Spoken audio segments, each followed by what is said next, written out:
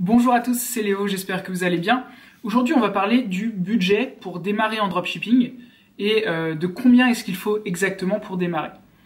Alors forcément, vous l'avez compris, il n'y a pas une seule bonne réponse à cette question. Pour chacun d'entre nous, ce sera différent puisque on va prendre en compte les compétences que l'on possède. Dans le cas où on n'aurait pas déjà les compétences, il va falloir se former, que ce soit directement pour le dropshipping ou pour la publicité par exemple. Il va falloir prendre en compte, donc au-delà des compétences, le temps qu'on va mettre à créer notre stratégie. Après, on dit régulièrement que il faut compter, du moins c'est ce que je pense, entre 1000 et 2000 euros à peu près pour commencer. Pourquoi est-ce que je prends un budget aussi élevé ? Tout simplement parce que on a remarqué avec mes collègues lorsqu'on fait du coaching, la plupart des personnes ne trouvent pas tout de suite les produits qui vont marcher pour eux, ni les audiences, et donc il va falloir tester pas mal de choses. Un budget entre 1000 et 2000 euros va vous permettre de payer Shopify pendant un certain temps. Peut-être que vous aurez à payer quelques applications, donc pour rappel, Shopify c'est 29 euros par mois. Les applications, vous allez peut-être vous en tirer pour 10-15 euros par mois, pour avoir le minimum du moins. Autorépondeur, je vous conseille de passer par MailChimp qui est gratuit.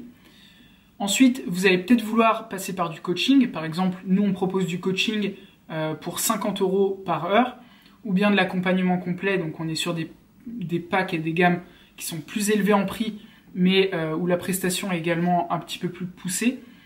Vous allez devoir dépenser en publicité, et c'est là que la plupart du budget va être consacré. Alors, pour certains d'entre vous, vous allez peut-être vouloir également créer vos propres vidéos publicitaires pour mettre en avant vos produits. Et je pense que c'est une très bonne option. Pour ça, il va falloir acheter le produit et peut-être engager quelqu'un pour faire la vidéo.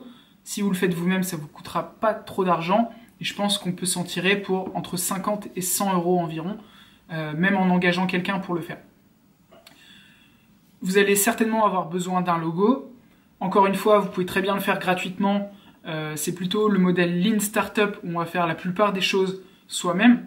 Donc vous pouvez passer par exemple canva.com pour créer votre logo gratuitement, ou bien engager un graphiste qui peut le faire. Vous en trouverez à partir de 5 euros sur le site 5euros.com.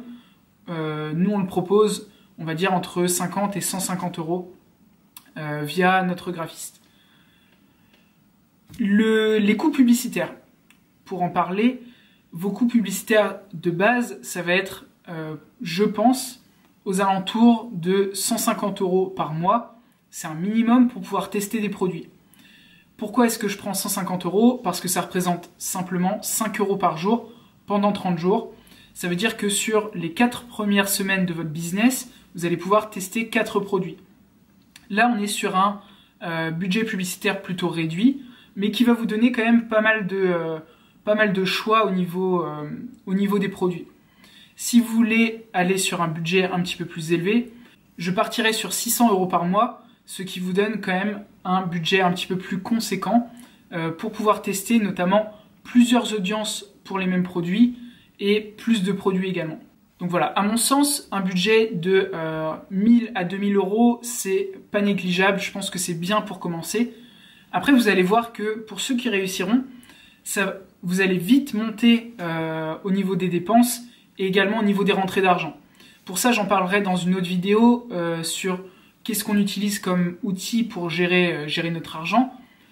Il faut avoir également du cash flow au départ. Donc du cash flow, c'est quoi ? C'est de l'argent disponible sur votre compte en banque au départ pour payer les fournisseurs sur AliExpress. Tout simplement parce que en dropshipping, vous allez être payé sur Stripe ou sur PayPal et que le temps d'envoyer l'argent de PayPal ou Stripe sur votre compte personnel puis de passer la commande sur AliExpress, c'est beaucoup trop long. Donc il faut que vous puissiez payer directement la commande avant de récupérer l'argent de PayPal ou Stripe. Donc voilà pour la vidéo d'aujourd'hui. Si vous n'êtes pas abonné, faites-le tout de suite juste en dessous. Je vous dis à la prochaine, c'était Léo.